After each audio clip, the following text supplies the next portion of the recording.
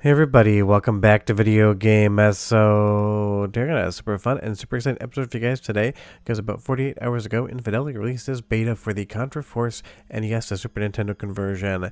And honestly, there was one game that definitely could use a conversion to Super Nintendo, getting some better performance and removing some slowdown. It is Contra Force. Now, I'm not here to tell you that Contra Force is some sort of hidden gem. On the NES, it absolutely is a decent game, but it was plagued with performance issues and honestly felt like it was pushing a little bit too hard against the actual NES hardware. So sitting down and having fun with it definitely could be a little bit of a test of patience. But now that it's been ported over to the Super Nintendo, a lot of that terrible flickering, a lot of the slowdown is going to be removed. Now, I'm not saying it's going to be 100% perfect here because it is still a beta, but this is a great example of where you having extra hardware power on the Super Nintendo just going to make the game that much more enjoyable. Before we get too far involved though, do me a huge favor, go down below, hit like and subscribe, and ring that notification bell, definitely helps us out. And if you feel so inclined and want to support the channel, we got a Patreon link down below as well.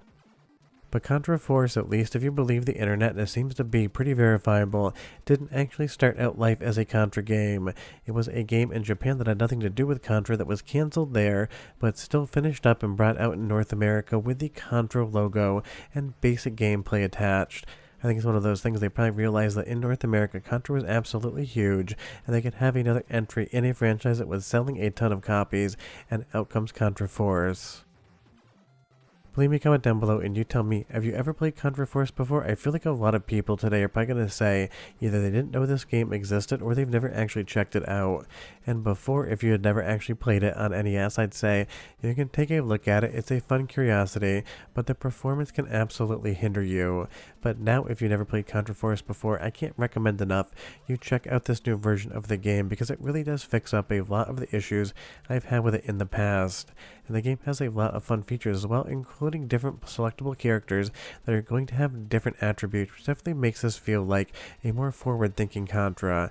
And that is always going to be fun because the more Contra the merrier, and now that a lot of the issues I would take with the original NES have been ironed out, it is going to be that much better. And that really is what Infidelity does. It's not just the fun MSU1 ports that will be coming to this in the future, it is for some instances in games just getting them to run better, because you remember all the slowdown on the NES and even the Super Nintendo, and sometimes it absolutely would bog down the gameplay.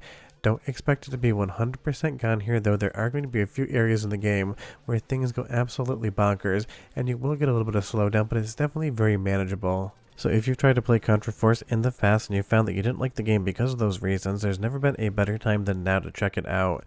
And just so you are aware, in the description below, I did leave a link to Infidelity social media where you can find the build for this, but the way he sets them up, I can't actually send you the link on YouTube just because of rules here. But every once in a while, someone gets mad in the comments, thinks I'm keeping something from you. I'm not. It's just that I can't actually post that link, but I want you to be able to find the game. So trust me, just click the social media one in the description. You should be totally fine. And I will say, in some of the ways that Contra Force is set up, definitely has more going for it than a traditional Contra game.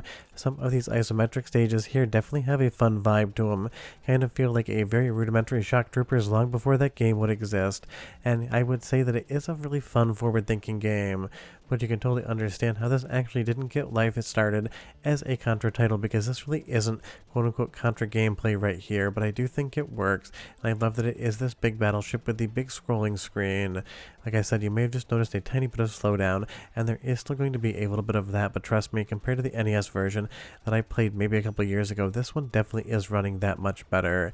And soon you'll have a lot of different background audio options as well as far as the soundtrack is concerned, but I would say the stock NES soundtrack on this one definitely is a good time, which is my obvious segue into the first soundtrack sample, 45 seconds or so, and I'll be right back to talk more about Contra Force and the overall NES to SNES pipeline.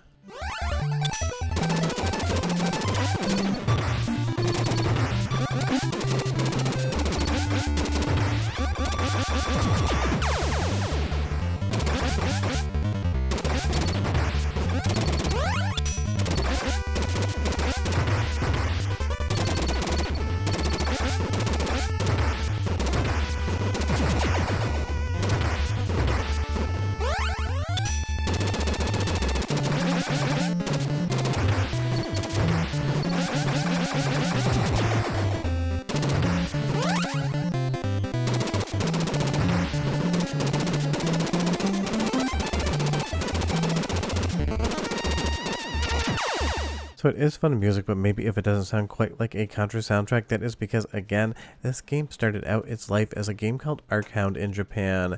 Had different characters, basically the same theming, but it wasn't supposed to have anything to do with the actual Contra franchise whatsoever. But for any number of reasons, they decided in Japan it wasn't something that they wanted to release, but apparently Konami must have felt good enough about it to release it in the West with the Contra actual franchise behind it. And I think it's one of those things, they probably thought the game is decent, but not the best thing they have made, but to recoup the actual expenses, why not throw it on something like a Contra title?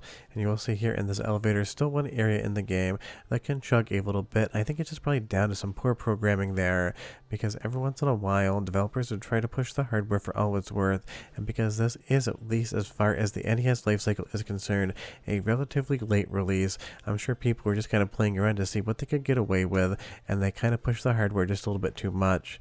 Think of stuff like Conker's Bad Fur Day or Jet Force Gemini or even Perfect Dark on N64, games that absolutely looked outstanding in screenshots, but when you tried to play them you would realize sometimes it was talking about like 12 to 14 frames per second in spots.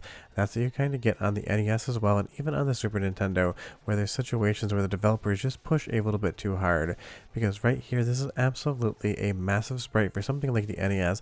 You have a lot of projectiles on screen at once, and it will still slow down.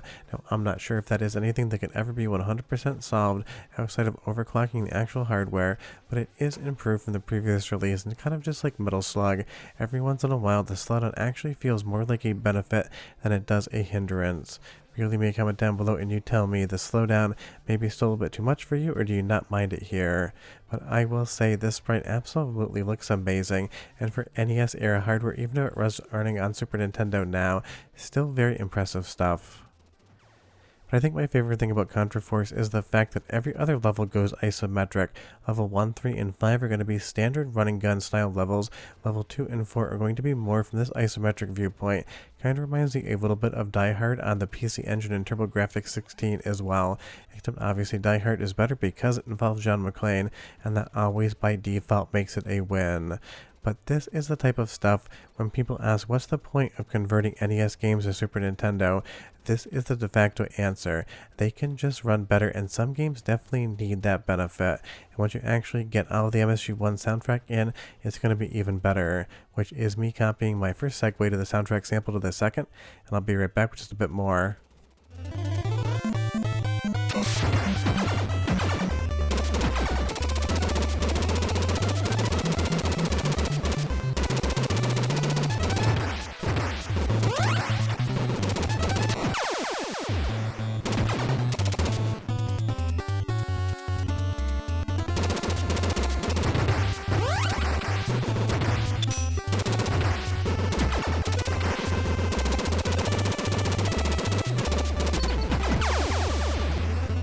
So Contra Force is kind of a good example as to why it's not always good to piggyback a famous and popular franchise onto a game that you don't 100% believe in, because it is widely considered to not be a very good Contra game.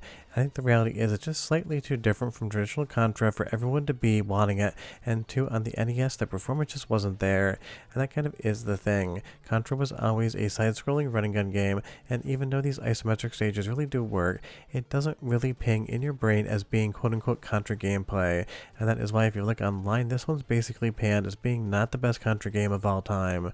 But I would say now that it's running on the Super Nintendo in this port, and the performance is improved, there is a lot more here to appreciate and love. Speeding the game up is not going to fix some of its design flaws, and it definitely isn't going to make it a 5-stage left-to-right running gun like every other Contra game out there, but it does just enough for you to basically feel like if you're going to play Contra Force, this one's going to be the one that you do want to play. And that really is the fun thing again. Just because it exists on NES doesn't mean getting it ported to Super Nintendo can't improve things, and this one definitely is a situation where that extra speed just makes all the difference in my opinion in the world. But again, you tell me down below, did you play Contra Force back in the day, and if so, what was your opinion of it? I mean, it's got a sewer, so it can't be half bad. Basically, 50% of video games on the NES had to have a sewer. But we are done. Again, if you want to play this one, the link is in the description below, and I'll see you guys next time. Bye-bye.